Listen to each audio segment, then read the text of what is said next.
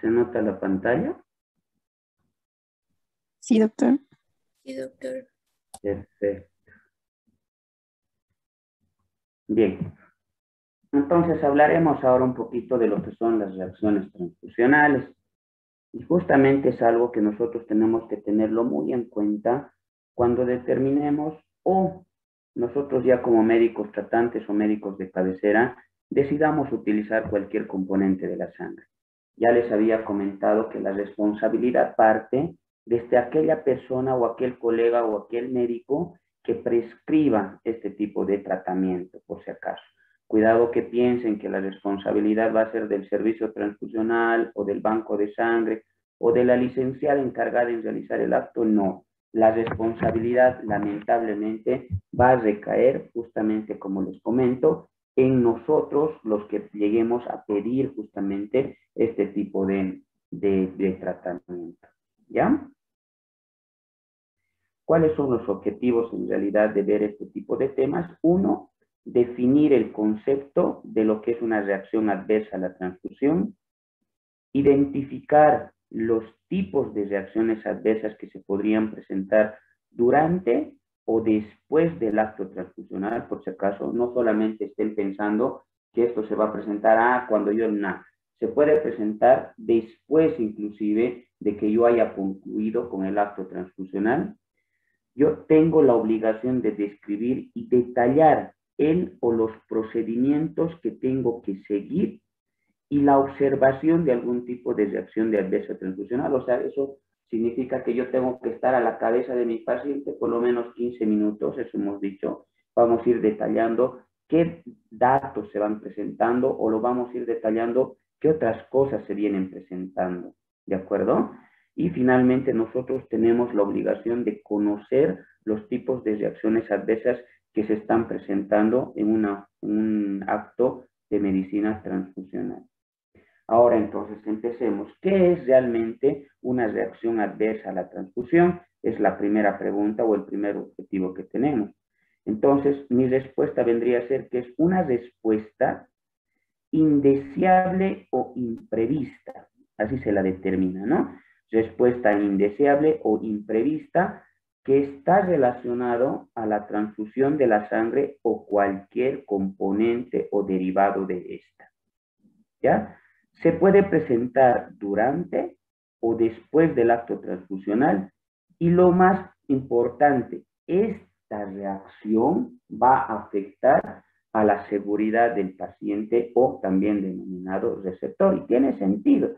A ver que en este momento yo les empiece a transfundir a ustedes un plasma y les llega a presentar una reacción febril. ¿Será que van a querer hacerse poner una segunda unidad de plasma?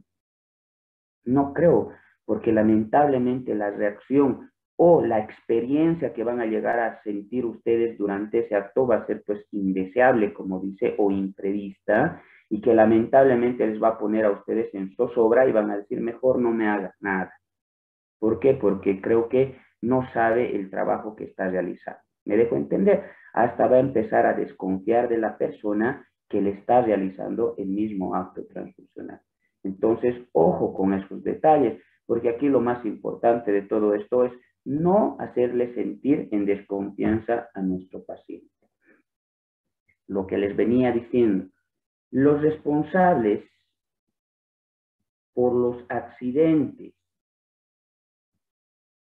o incidentes que se puedan llegar a presentar durante la transfusión son, primero, el médico. Este es el que tiene que activar, lamentablemente, el protocolo de reacción adversa a la transfusión.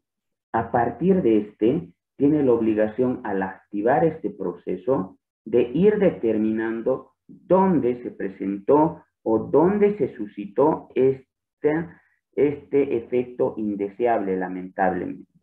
Puede ser en el profesional responsable del acto transfusional, vale decir la enfermera o el técnico o el bioquímico en último de los casos, quien va a ir a hacer el acto transfusional. Puede ser que la responsabilidad recaiga en el médico del banco de sangre porque no hizo un buen tamizaje clínico. O puede ser que la responsabilidad sea netamente del donador porque no se ha escondido muchísima información. Pero nuevamente recalcando, ¿dónde parte la responsabilidad? En el médico.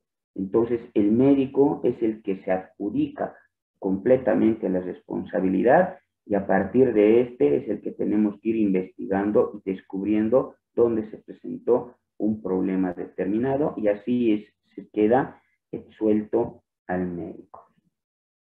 Estas reacciones adversas se las pueden clasificar en inmediatas o tardías, o si ustedes quieren, agudas o crónicas. Bien, las inmediatas o agudas son aquellas que van a aparecer durante el mismo acto transfusional o poco tiempo después de haber concluido con el acto transfusional. ¿Hasta cuándo se lo tolera? Hasta las 24 horas.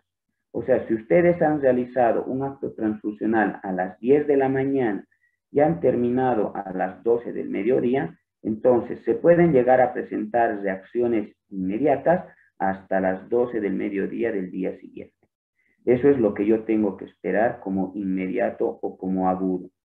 Mientras si yo ya hablo de las retardadas o de las tardías, son aquellas que se van a presentar más allá de las 24 horas, inclusive podríamos llegar a decir que esta se las puede presentar hasta 2 semanas después de haber presentado este tipo de transfusión. Entonces, si se estarán dando cuenta, entonces 2 semanas para mí es algo sumamente importante. Eso ya como una reacción tardía. Entonces, a partir de que ustedes lleguen a prescribir una unidad de sangre o cualquier componente de la sangre, pues si no se me presenta agudo, yo tengo que esperar hasta 2 semanas cualquier tipo de reacción adversa. Bien, otro tipo de clasificación pueden ser las inmunológicas y las no inmunológicas. ¿Qué quiere decir? Cuando hablo de inmunológicas, significa que en el propio organismo se van a presentar reacciones antígeno y anticuerpo. Acá podemos hablar fácilmente de incompatibilidad de grupos sanguíneos. Y si hablamos de no inmunológicas, bueno, estoy hablando de reacciones que pueden estar asociadas a sobrecarga de hierro, sobrecarga de volumen, bien, que no está nada relacionado con una relación antígeno y anticuerpo. Este cuadro es el que yo quiero que más o menos lo tengan de aquí en adelante para toda su vida profesional. Bien, esta es la clasificación de las reacciones adversas a la transfusión, tomando en cuenta el tipo y la causa. Y se clasifican en 3 grandes grupos. ¿Cuáles son estas? Reacciones hemolíticas inmunológicas, primer grupo. Segundo grupo, reacciones no hemolíticas, pero inmunológicas. Acá hemos dicho, primero va a haber hemólisis, pero es por inmunológica. En el segundo son no hemolítica, pero sigue siendo inmunológica. Y en el tercer grupo son las no hemolíticas y no inmunológicas. Por lo tanto, tomando en cuenta el tipo de reacción adversa, tenemos 3 grandes grupos que son los que yo tengo que llegar a tener siempre presentes en el momento en el que yo voy a realizar la prescripción o voy a realizar el acto de transfusión. Nuevamente, reacción hemolítica inmunológica, reacción no hemolítica inmunológica y finalmente reacción no hemolítica y no inmunológica. Las reacciones hemolíticas e inmunológicas pueden ser inmediatas o tardías. ¿Cuál es la principal causa? Incompatibilidad de grupo sanguíneo, doctores. Esta es la principal causa del primer grupo de reacciones adversas y se los puedo decir que es la más grave, ¿ya? Porque inclusive nos puede llegar a producir la pérdida de la vida de nuestro paciente. Estoy hablando en las inmediatas. Y en las tardías sigue siendo peligrosa, pero aquí va a ser la formación primeramente de antígenos o anticuerpos. contra los antígenos de nuestros propios eritrocitos. Igual, sigue siendo de causa, lamentablemente, de incompatibilidad. Esto es lo que quiero que vayamos entendiendo, ¿no? Y la principal causa o el principal motivo por el cual se presenta esta reacción hemolítica inmunológica, por si acaso es el error más frecuente, es la identificación del paciente. O sea, se encuentra en yo no haber determinado exactamente de qué tipo de paciente se trataba o por algún motivo yo cambié el nombre de mi paciente, ya sea por una mala rotulación de la ficha con la que me han pedido, mala rotulación del propio componente de la sangre, ¿bien? O definitivamente cuando yo en vez de transfundir al paciente de la cama 2, le transfundo al paciente de la cama 8, pero no porque yo me haya equivocado, sino porque lamentablemente nos acostumbramos a manejarnos con números. Por eso de manejarse con números ya está pasado de moda. ¿Qué quiere decir? Hay que ir a transfundir al paciente de la cama 2, dicen, ¿no? Y resulta que al paciente de la cama 2 lo habían llevado a la cama 8 y el paciente de la cama 8 lo han puesto a la cama 2. No sabemos por qué hicieron esos movimientos las enfermeras. Y sin embargo, como yo estoy acostumbrado y me dijeron vaya a transfundir al paciente de la cama 2, voy y transfundo al paciente de la cama 2, pero que ahora era el de paciente de la cama 8. ¿Se dan cuenta? Entonces ahí se está produciendo el error. ¿Qué quiere decir? Que vamos a administrar sangre o derivado de la sangre a la persona equivocada. O vamos a utilizar una unidad de manera inapropiada con un receptor correcto. Son las dos particularidades que se puedan llegar a presentar.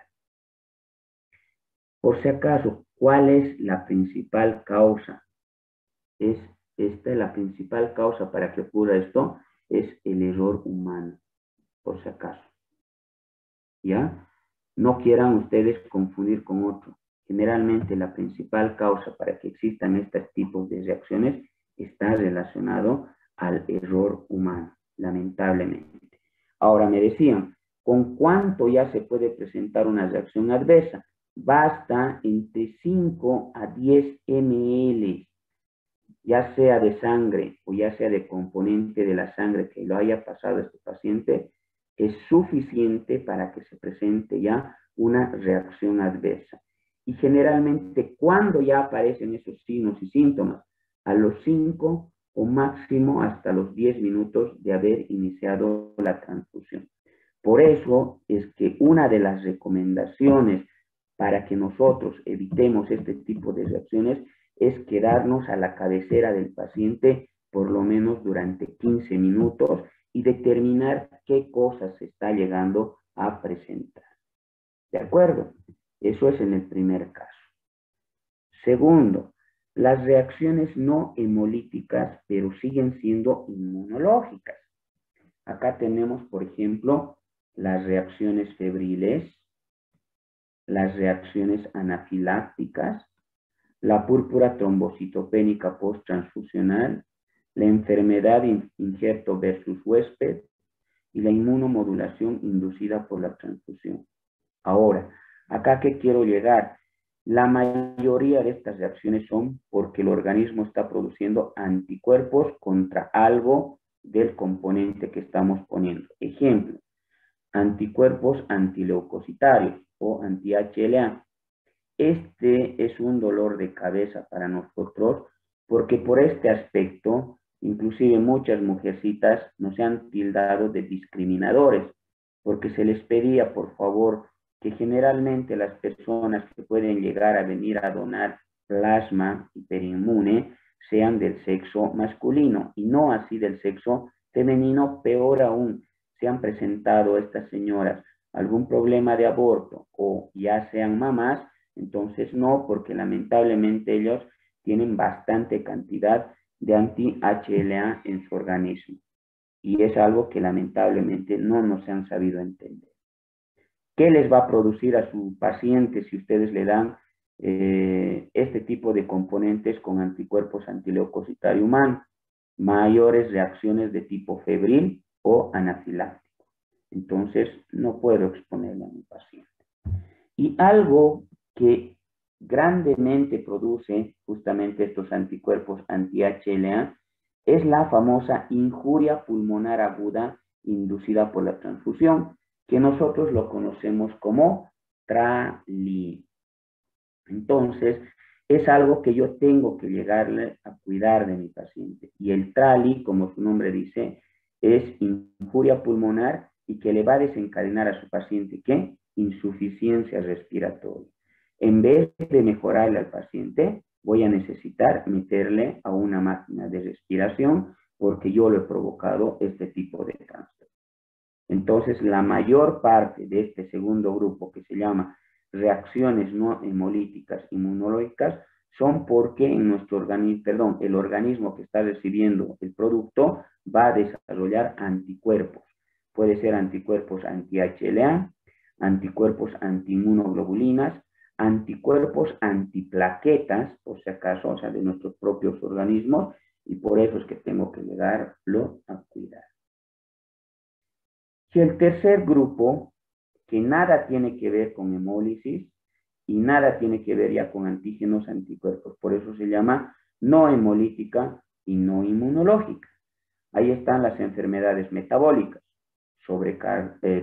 disminución del calcio, sobrecarga de potasio, sobrecarga de líquido, edema agudo de pulmón de tipo cardiogénico por sobrecarga, lo que preguntaba la anterior semana la fuente, que decía qué le puede pasar si yo le transfundo sangre o un derivado de la sangre a un paciente con insuficiencia cardíaca.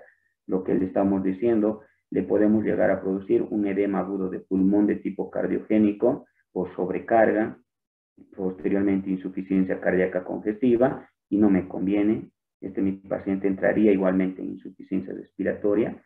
Y lo más grave, por lo que muchos tienen miedo, e inclusive ha sido motivo de diálogo de algunos de nuestros ministros de gobierno, donde se ha equivocado, ¿no? Él ha dicho que no es bueno transfundir plasma porque lo único que estamos transfundiendo son el VIH.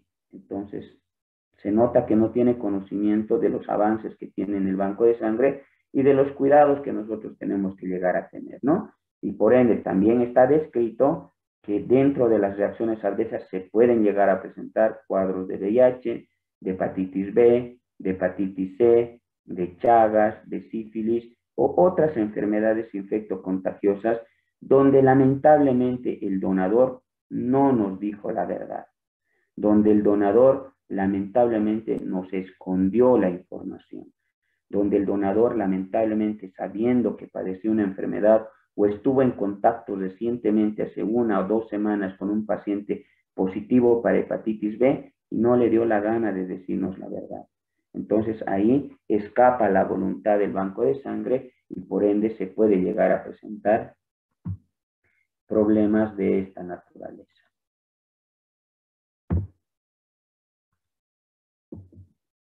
Acá están unas imágenes justamente de todas estas, primero, antes que todo, de todas estas reacciones, ¿cuáles son las más frecuentes? Reacciones febriles y reacciones anafilácticas. Por lo tanto, no tengan mucho miedo, ¿de acuerdo? Eso está bien descrito. Miren, acá, por ejemplo, tenemos reacción anafiláctica, una imagen. Reacción febril, otra imagen. Acá les estoy poniendo una no inmunológica y no hemolítica. Sobrecarga de volumen. ¿Y dónde la vamos a ver? En las yugulares. Yugulares completamente sobrecargadas y tensas y sin colapso inspiratorio. ¿Ya? Y la púrpura que se puede presentar en caso de que se haya producido anticuerpos contra nuestras propias plaquetas. El 1 al 2% de las reacciones transfusionales adversas son reacción febril y reacción alérgica. Por lo tanto, yo tengo que saber que puedo esperar estos 2 tipos de reacciones porque son las más frecuentes. ¿Alguna pregunta que tengan, señores? Esta es la imagen que quería mostrarles. Así es como se va a ver un TRALI, por si acaso. Bueno, creo que no puedo aumentar de tamaño. Es como ustedes ven, así, estas imágenes que parecen de neumonía. Estas son imágenes en alas de mariposa. Esto se está empezando a formar acá. ¿Ya? Y esto se denomina edema agudo de pulmón o el famoso trale. Entonces es lo que tienen que llegar, es lo que tienen que llegar a tener muchísimo cuidado en este tipo de efectos adversos. Las reacciones anafilácticas que se presentan con los pacientes, que son las más frecuentes. Y esto es lo que yo necesito que vayamos sabiendo. Las normas generales para prevenir estas reacciones transfusionales. Primero, debo evaluar correctamente el riesgo y el beneficio antes de administrar un hemocomponente. ¿Qué quiere decir? Pues si le doy, ¿le voy a recuperar a mi paciente o solamente voy a poner en riesgo su vida? Primer aspecto. Segundo aspecto, tengo que confirmar la identidad de mi paciente en todas las etapas involucradas durante la preparación y la administración del componente. O sea, identificar lo más que pueda. Tengo que tenerlo en la mira, si vale el término, a mi paciente, al que yo le voy a ir a transfundir.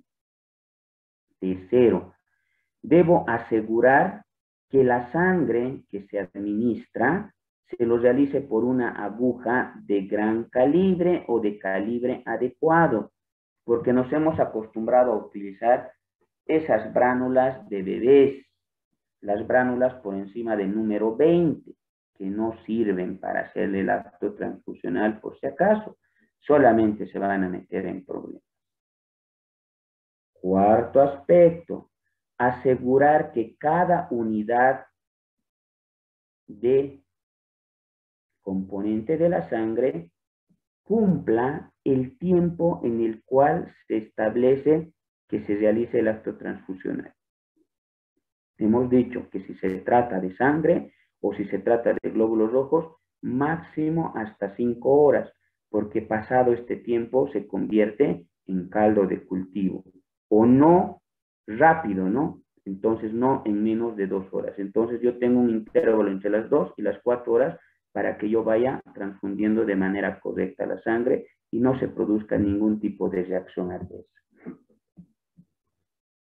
Quinto, no puedo permitir por ningún motivo añadir fármacos o soluciones por la misma vena por donde yo estoy administrando la sangre o cualquier derivado de la sangre. Prohibido. Cuidado que te digan, doctor, un ratito voy a ponerle por su caucho de su sangrecita a mi paciente su insulina. Error, no se puede, ninguna solución. Por eso que de ahí se hace la canalización aparte y solamente se tiene que transfundir el derivado de la sangre o la sangre. Otro aspecto, no permitir que las unidades que vayan a ser utilizadas sean calentadas por cualquier método que no sea el que se usa con aparatos especiales y diseñados para este fin. ¿Qué quiere decir? Con mucha pena, y les digo, en muchos hospitales privados de la ciudad de Sucre están calentando a la antigua, ¿no? Al estilo de baño María, que ellos llaman. Lamentablemente están cometiendo errores, porque también el calentamiento de estos productos se los hace a una determinada temperatura. Y no puedo yo, a ojo de buen curvero, hacer el calentamiento respectivo. Bien. Sexto aspecto, vigilar de manera estrecha al paciente durante los primeros 15 minutos, controlando ¿qué?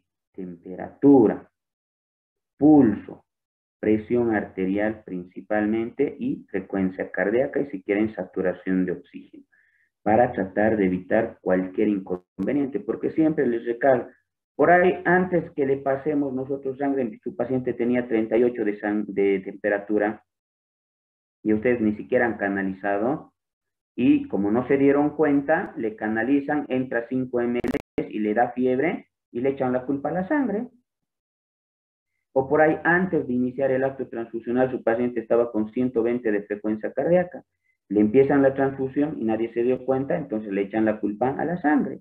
para esos aspectos, para saber con cuánto estoy empezando, a los 15 minutos qué cambio se ha presentado y al terminar la transfusión qué alteraciones se pudo haber presentado en todos estos aspectos que estamos mencionando. Penúltimo, será responsabilidad del servicio de transfusión que preparó la unidad y administró la transfusión realizar la investigación laboratorial de las reacciones transfusionales, para lo cual puede realizar la colaboración del banco de sangre. O sea, la unidad transfusional se tiene que encargar de hacer todos los estudios necesarios para poder determinar dónde se produjo el error. Y finalmente, el médico tratante del paciente será el responsable de tomar la conducta terapéutica que corresponda. ¿Qué quiere decir? Doctor, está con una reacción febril. Perfecto. Disminuya la cantidad de goteo o la velocidad de administración y por el otro lado, póngamelo un diclofenaco en nalga o una dipirona por vena, etc. Soy el entendido en la materia porque además conozco a mi paciente. Sí, doctores. Entonces, nuevamente recalcando, los únicos responsables del acto transfusional son netamente el médico que está realizando la transfusión. ¿Ok? No sé si tienen alguna pregunta hasta este momento. Doctor, ¿qué es lo que produce que cuando se produzca el embarazo o el aborto, cuerpos antileucocitarios y antiplaquetarios? No, lo que se produce durante el embarazo o durante los abortos es justamente la formación de anticuerpos antileucocitos. Eso es lo que se produce. Y generalmente en estas mujercitas que ya tienen estos anticuerpos se queda de todo, para toda la vida. Entonces, estas la tienen presentes ¿en dónde? En el plasma principalmente. Por ende es que nosotros rechazamos siempre a las mujercitas antes de hacer la dosificación de estos anticuerpos. Si vos tienes la posibilidad de hacerte la dosificación de estos anticuerpos, macanudo, y si estos están en parámetros normales o descendidos, eres donante. Pero mientras yo no realice ese estudio, no te puedo permitir que dones. ¿Qué es lo que va a producir estos anticuerpos antileucocitos? Reacciones contra los antígenos de la persona que va a recibir el producto. ¿Me dejo entender? Vamos a suponer que tú, ya seas mamá, y hayas donado porque alguien se lo pasó estos anticuerpos. Perfecto, entonces tu producto se me transfunde a mi persona y automáticamente esto puede ir a reaccionar con los antígenos de mis eritrocitos y me vas a provocar un tipo de reacción adversa, en este caso, desde una reacción febril, una reacción anafiláctica o un TRAL. ¿De acuerdo? Por eso es que hay que tener mucho cuidado, no es porque les queremos discriminar, sino que hay que tener muchísimo cuidado. ¿Y cuándo se activan o cuándo se producen esos? Justamente cuando ha habido concepción en las mujercitas. Entonces no tiene ninguna relación con la eritroblastosis fetal. No, no, esa es otra cosa. Esa es otra cosa. Esa es la incompatibilidad de grupo sanguíneo eh, que se va a presentar por incompatibilidad de grupos de los papás, pero para el bebé. Eso es otra cosa. Nada tiene que ver. Gracias, doctor. Muy bien. ¿Alguien más? Doctor, buenas tardes. ¿Cuál sería el calibre recomendado de la bránula para poder realizar la transfusión? Nosotros utilizamos el de 16 o de 17. Justamente las agujas mismas vienen en las bolsas en las que nosotros hacemos el acto transfusional. Los infusores también son diferentes a los infusores que ustedes manejan para los mismos sueros, me dejo entender. Pero es el recomendado, es el 17, 16, inclusive 18, no hay ningún problema. Pero no 20, ni 21, ni 22, ni 23. ¿Ya? Por debajo de 20. Está bien, doctor, gracias. ¿Ya? ¿Alguna otra pregunta? Doctor, en el momento de la transfusión, si después de hacerle las preguntas al paciente y ya le van a hacer la transfusión, se pone ansioso y le da palpitaciones, ¿se suspende la transfusión o se continúa? Eso va a depender muchísimo de cómo lo puedas manejar tú, Noelia. Va a depender mucho de la habilidad como la manejes. Porque es cierto, existen personas que se ponen muy ansiosas, pero si ya está con 120 de frecuencia, pues no le puedo transfundir aún. Dejo entender, porque si sobre los 120 de frecuencia cardíaca, que sea aunque sea por ansiedad, si de verdad se presenta una reacción adversa en mi paciente, entonces ya no va a tener solo 120, va a tener seguro 200, y eso ya es una arritmia cardíaca. Y puede hacer entonces una parada cardíaca, entonces no me voy a exponer a tal efecto. Suspendes momentáneamente. Vos sabes que un producto preparado te puede durar hasta 6, 12 horas después de haberse preparado. O sea, tienes ese tiempo como para volver a insistir en transfundir. Después de eso, obviamente, lo tienes que desechar.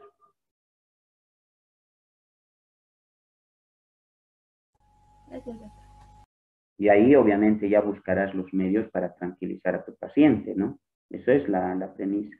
Porque no voy a dejar o no voy a echar a la basura un producto que ustedes saben que es difícil de conseguir.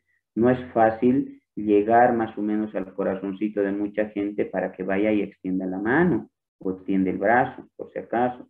Porque desde lo que hablábamos con ustedes de historia, si desde nuestros antepasados sigue siendo un misterio esto del acto de transfusión, hay muchas sectas que no permiten la transfusión, hay muchos grupos religiosos que no permiten ni la donación de sangre. Entonces, si se están dando cuenta, estamos tratando de revolucionar inclusive la concepción de estos aspectos ante la gente justamente, y quererlo botar el producto por una mala prescripción, definitivamente duele, por lo menos a mí me duele, cuando no lo saben manejar inclusive. De ahí que todo el tiempo nosotros, perdonen la expresión, nos sacudimos así boca a boca con los cirujanos, los clínicos, porque de verdad ellos me hacen preparar un producto para después decir no lo pongas, es como para sacarles la mugre, de verdad.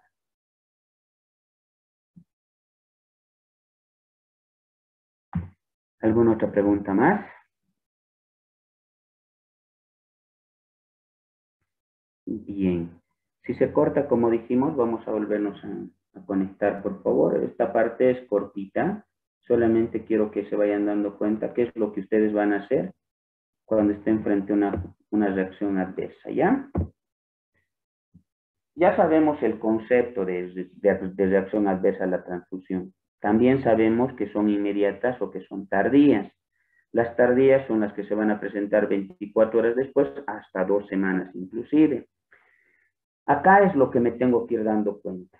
Si la parte de la reacción es leve, si es moderada o si es severa. Y para cada categoría yo tengo que saber cómo voy a actuar. Si en caso encuentro que mi reacción adversa es leve, ¿qué signos voy a encontrar en estos pacientes? Generalmente con una reacción leve. Por eso me voy a dar cuenta que es leve. Lo que preguntaban también la anterior semana. ¿Bien? Una reacción cutánea localizada. O sea, va a haber un plurito en el mismo lugar donde me han pinchado. Ahí van a decir, doctor, me está empezando a escocer. Me dejo entender. Es alrededor de donde lo han pinchado a su paciente. ¿Cuál es la probable causa por la que se esté presentando este aspecto? Que yo le estoy sensibilizando a mi paciente. Por alguna razón, por ahí nos hemos equivocado de grupo sanguíneo, por ahí le estoy pasando anticuerpos, no sé.